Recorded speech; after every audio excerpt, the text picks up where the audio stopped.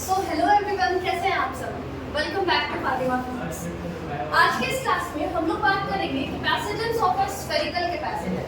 आज हम लोग क्या करेंगे, एक स्फेरिकल कैपेसिटर का कैपेसिटेंस हम लोग निकालेंगे। तो यहाँ पे हमने दो कॉन्सेंट्रिक स्फीयर्स ले लिया है। कॉन्सेंट्रिक स्फीयर्स किसको बोलते हैं? वैसा स्फीयर जिसका सेंटर कैसा हो, एक ही पॉइंट, मतलब कॉमन सेंटर हो दोनों का। तो ये एक स्फीयर है, ये एक स्फीयर है, दोनों का सेंटर यहाँ मानते हैं। और कैपेसिटर क्या होता है? कैपेसिटर तीन तरीके का होता है, स्फेरिकल कैपेसिटर, सिलिंड्रिकल कैपेसिटर और पैरेलल प्लेट कैपेसिटर। कैपेसिटर का अरेंजमेंट क्या होता है? अगर पैरेलल प्लेट है तो दो प्लेट होगा, एक पे पॉजिटिव चार्ज तो एक पे नेगेटिव चार्ज। और पता है क्या, दोनों के ऊपर चार्जेस का मैग्नीट्यूड एकदम बराबर होता है। इसको हम लोग प्रूव भी करेंगे, हो सकता है नेक्स्ट वीडियो में करेंगे, यानी तो आप सबके साथ तो करेंगे। तो यहाँ पे अपना दो स्फीयर है। For example let us suppose कि इसके ऊपर पॉजिटिव चार्ज है। कैसा चार्ज है इसके ऊपर? पॉजिटिव चार्ज है।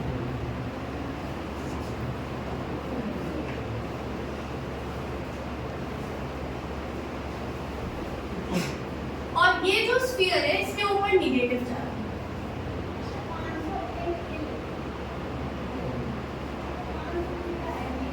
ये वाला जो स्फीयर है इसके रेडियस को मान लेना a, और ये वाला जो स्फीयर है इसके रेडियस को मान लेना b। ठीक है, अगर तुम्हें यहाँ ध्यान दिख रहा है तो इसके बीच में एयर है। क्या है? एयर या फिर फ्री स्पेस। ये प्लस और ये माइनस, तो प्लस से माइनस की तरफ क्या होगा हमारा? इलेक्ट्रिक फील्ड का डायरेक्शन होगा। प्लस से माइनस की तरफ इलेक्ट्रिक फील्ड का डायरेक्शन होगा। अच्छा एक बात बताइए, अगर हम किसी चार्ज को ले और A से B पर जाए तो हम क्या कर रहे हैं? उस चार्ज को लेके मूव कर रहे हैं इलेक्ट्रिक फील्ड के अपोजिट डायरेक्शन में। अगर हम इलेक्ट्रिक फील्ड रीजन में मूव करते हैं तो हमें वर्क करना पड़ेगा या नहीं करना पड़ेगा? वर्क करना पड़ेगा। और जो हम काम करते हैं वही वर्क स्टोर होता है किस फॉर्म में? In the form of potential energy या फिर in the form of energy. जरूरी नहीं है पोटेंशियल एनर्जी, किस फॉर्म में स्टोर होता है? In the form of energy. और कैपेसिटर के बारे में हम लोग पढ़े थे। कैपेसिटर क्या है? तो capacitor is a device which stores energy. Energy store करके रखता है, जब भी जरूरत पड़ता है तो एनर्जी प्रोवाइड है ना।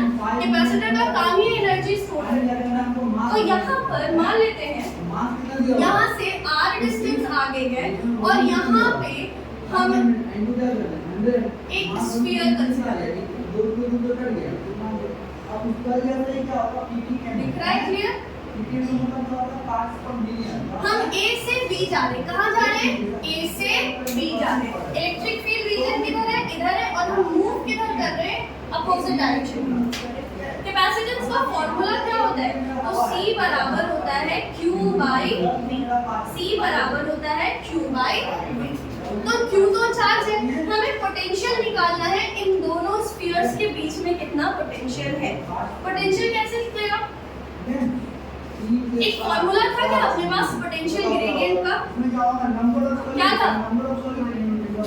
E is equal to minus dV upon dr। आप dr बोले होंगे या dA बोले होंगे, वो बस चेंज इन लेंथ था। ऊपर था चेंज इन पोटेंशियल और नीचे था चेंज इन लेंथ।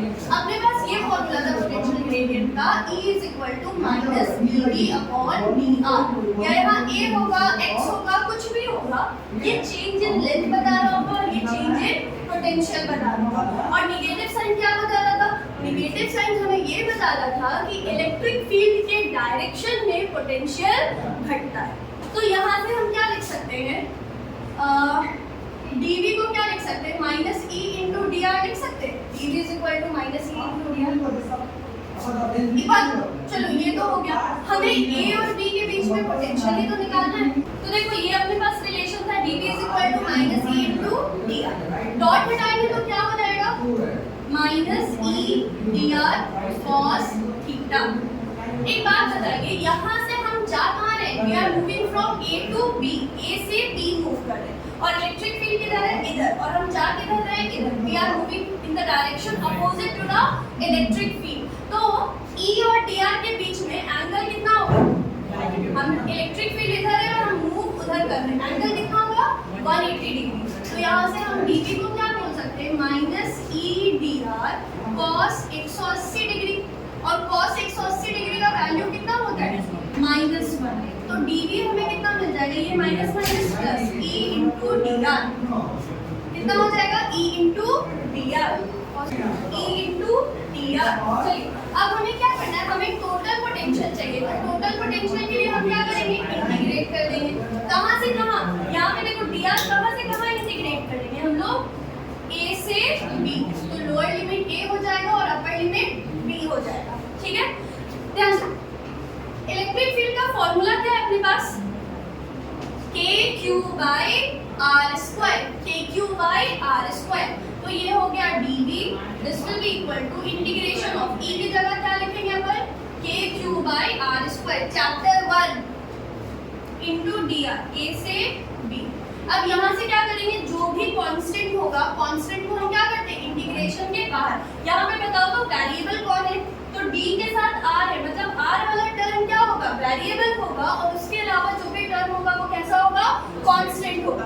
तो यहाँ पे k और q वेरिएबल है या कांस्टेंट, कांस्टेंट है, और कांस्टेंट है तो हम क्या करेंगे, बाहर निकाल देंगे।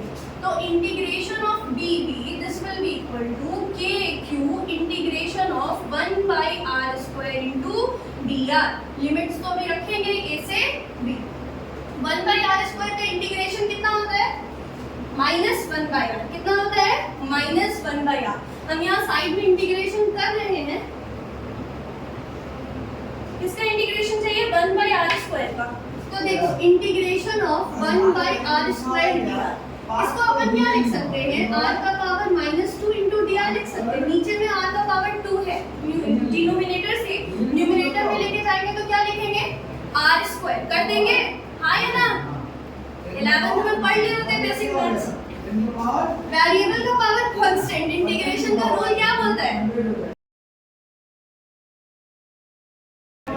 क्या बोलता है रूल, पावर में एक ऐड करते हैं और उसी टर्म से डिवाइड करते हैं। डिफरेंशिएशन अलग है, इंटीग्रेशन अलग है। इंटीग्रेशन में रूल है वेरिएबल का पावर कांस्टेंट का, पावर में एक ऐड कीजिए और उसी टर्म से डिवाइड कीजिए। तो -2 में एक ऐड करेंगे तो कितना हो जाएगा, -1। अब क्या ये इंटीग्रेशन का साइन आएगा, नहीं आएगा, क्यों नहीं आएगा, क्योंकि हम इंटीग्रेशन का रूल तो लगा दिए, तो अब ये साइन नहीं आएगा, तो ये क्या हो जाएगा, r का पावर -2 + 1 बाई -2 + 1। यहाँ पे प्लस ही आता अगर लिमिट्स नहीं होता, लेकिन यहाँ तो हमें लिमिट्स पता है, ये डेफिनेट है, तो यहाँ प्लस ही नहीं आएगा। तो ये कितना हो जाएगा, r का पावर -1 बाई -1। तो हम इसको ऐसे लिख सकते हैं, माइनस, ये ऊपर में r का पावर 1 है, न्यूमरेटर से डिनोमिनेटर में लेके जाएंगे तो पावर चेंज हो जाता है, प्लस हो तो माइनस, माइनस हो तो प्लस, तो यहाँ ऊपर माइनस में तो नीचे आएगा तो प्लस में करेंगे, तो ये हो जाएगा -1 बाई r। तो 1 बाई r स्क्वायर का इंटीग्रेशन कितना हो जाएगा, -1 बाई r। ये पावर 1 नहीं भी लिखाओगे तो कोई फर्क नहीं पड़ता है। तो देखो इंटीग्रेशन ऑफ dv, dv का इंटीग्रेशन कितना हो जाएगा, 1 बाई r स्क्वायर का इंटीग्रेशन हम लोग ऑलरेडी कर लिए, कितना है, -1 बाई r। देखो थोड़ा सा पढ़ लेना इंटीग्रेशन, अगर नहीं आता है तो कमेंट में करो कि मैं इंटीग्रेशन का वीडियो डाल देती हूँ। dv का इंटीग्रेशन v होता है, dv का इंटीग्रेशन v होता है। अब इसका भी रूल है, कमेंट करोगे तो इंटीग्रेशन का वीडियो आएगा, नहीं तो नहीं आएगा। तुम लोग का कंजूसी करते हो ना कमेंट में, अब कंजूसी होगा वीडियो में। dv का इंटीग्रेशन यही तो है, एक गद्दार बच्चा सब क्लास में कमेंट करता है, वीडियो पे नहीं कमेंट करता है। v बराबर ये हो गया kq, अब देखिए 1 बाई r स्क्वायर का इंटीग्रेशन -1 बाई r, लेकिन लिमिट्स का तो भी हमने काम नहीं किया ना। अब लिमिट्स हम जैसे है वो इस साइड लिख देंगे, a से b, माइनस को बाहर निकाल देगा, तो ये हो जाएगा -kq स्क्वायर ब्रैकेट में डालेंगे 1 बाई r a से b। देखो लिमिट्स का खेल क्या होता है ना, जो भी वेरिएबल होता है इंटीग्रेशन में, तो जब इंटीग्रेशन पूरा हो जाता है तो वेरिएबल की जगह पे एक बार आता है upper limit minus lower limit, ठीक है, थोड़ा सा याद है क्या। तो ये b हो जाएगा माइनस, बच्चा लोग को पता है खेल क्या होता है, सबसे आसान वाला, क्योंकि बच्चा लोग तो घूमता रहता है 11th कहीं 12th कहीं, तो अगर टीचर पूछा पढ़े हो ना, सीधे से टीचर पे ब्लेम, नहीं उनको नहीं पढ़ाया गया।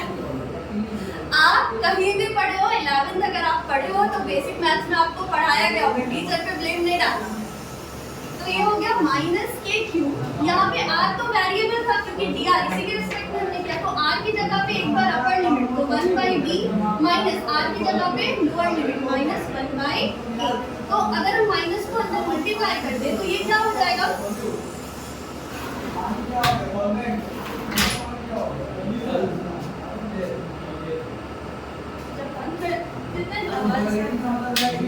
देखो माइनस से मल्टीप्लाई करेंगे तो ये 1/b माइनस हो जाएगा और ये माइनस माइनस प्लस 1/a हो जाएगा। तो ये कितना हो जाएगा के क्यू माइनस 1/b और ये minus minus plus 1/a। Clear? इसको हम थोड़ा सा अरेंज करेंगे तो ये क्या हो जाएगा के क्यू 1/a माइनस 1/b। तो ये आ गया के क्यू, इसको एलसीएम लो तो कितना हो जाएगा, नीचे हो गया ए बी और ऊपर हो जाएगा बी माइनस ए होगा। क्या ये स्फेरिकल कैपेसिटर का कैपेसिटेंस आया? क्या आया? दोनों स्फेरिकल प्लेट्स के बीच का पोटेंशियल डिफरेंस आया है। हमें निकालना क्या था? हमें निकालना था कैपेसिटेंस। कैपेसिटेंस का फॉर्मूला क्या होता है? C is equal to Q by V।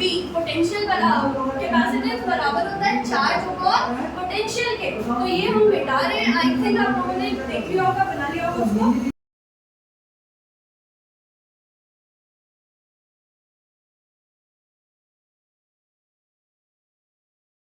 चलो ध्यान दो।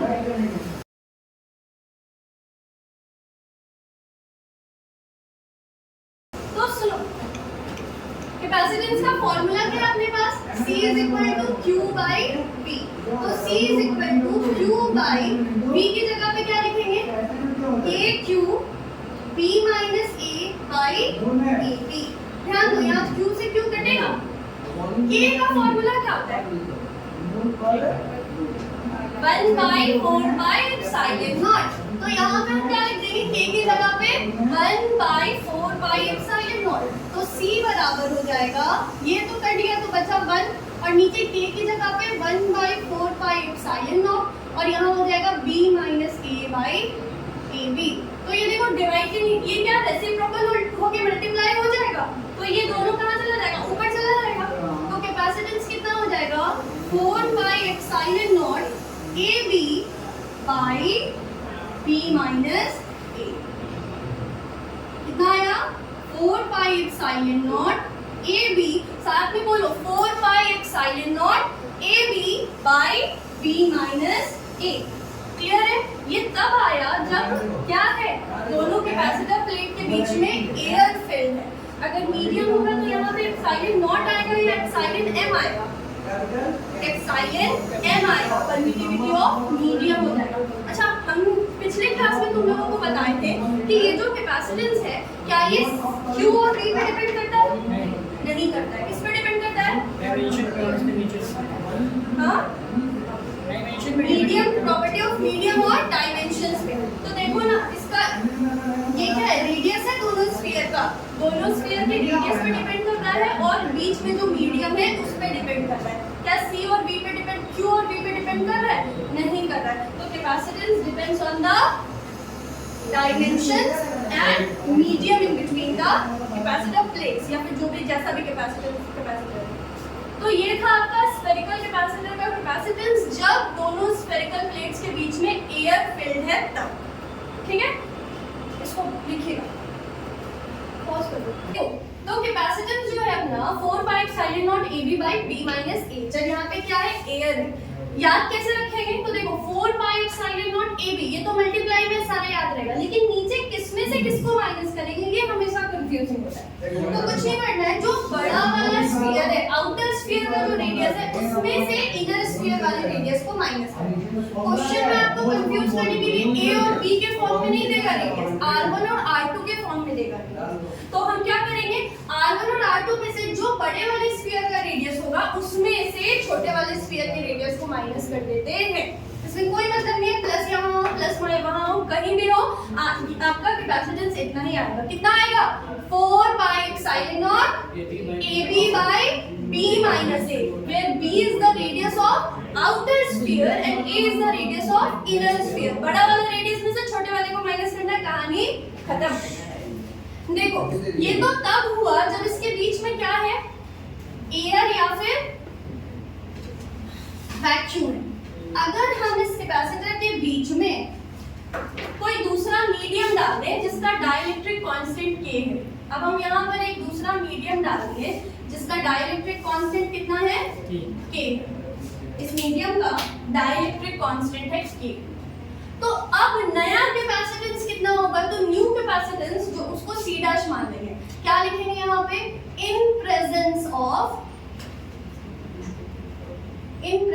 Of dielectric. डाइलेक्ट्रिक के प्रेजेंस में जो कैपेसिटेंस है उसको मान लेना c डैश। तो डाइलेक्ट्रिक क्या है, वो अलग मीडियम है, उसके लिए एप्सिलॉन नॉट होगा या एप्सिलॉन m होगा, एप्सिलॉन m होगा। तो ये कितना हो जाएगा, कहाँ गया, ये रहा ना कैपेसिटेंस 4 पाई एप्सिलॉन नॉट, तो ये हो गया 4 पाई। अब ये तो एक नॉट तब आया था जब एयर या वैक्यूम था, लेकिन अभी अपने पास क्या है, मीडियम है। तो एप्सिलॉन नॉट रखेंगे या एप्सिलॉन m रखेंगे, एप्सिलॉन m रखेंगे। वेरी गुड, ये हो गया एप्सिलॉन m, ये हो जाएगा ab by b minus a। बोलेंगे इतना, ठीक है। देखो जो क्लास कर रहे स्टूडेंट्स उनको बताया गया था एप्सिलॉन m और k का रिलेशन।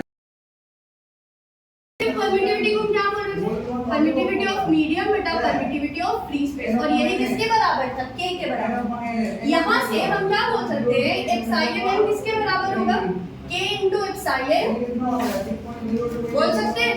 तो यहाँ एप्सिलॉन m की जगह क्या रखेंगे, k into एप्सिलॉन नॉट। तो c डैश अपना क्या हो जाएगा, 4 पाई एप्सिलॉन नॉट की जगह k into epsilon not into ab by b minus a। अब इसको थोड़ा सा बस अरेंज करना है, इस k को थोड़ा आगे लिखो, c डैश को क्या लिखेंगे, k into 4 pi epsilon not ab by b minus a। अच्छा एक बात बताओ, ये किसके बराबर दिखाई दे रहा है, 4 pi epsilon not ab by b minus a, c के। और c कैपेसिटेंस कब का था, जब एयर या वैक्यूम था। तो c डैश जब डाइलेक्ट्रिक डाल दिए, दूसरा मीडियम डाल दिए, तो कैपेसिटेंस कितना हो जाएगा, k into c।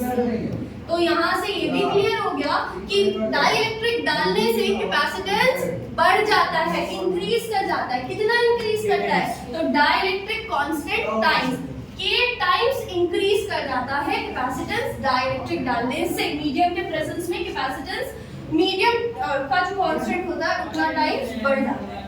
Clear, note कीजिए। तो यहाँ पे ये हमारा टॉपिक खत्म होता है, capacitor of a spherical capacitance. हमने तब भी देख लिया जब यहाँ पे एयर या वैक्यूम था, और तब भी देख लिया जब कोई दूसरा मीडियम था। तो अगर समझ में आया, वीडियो पसंद आया है तो consider like share and subscribe. Bye.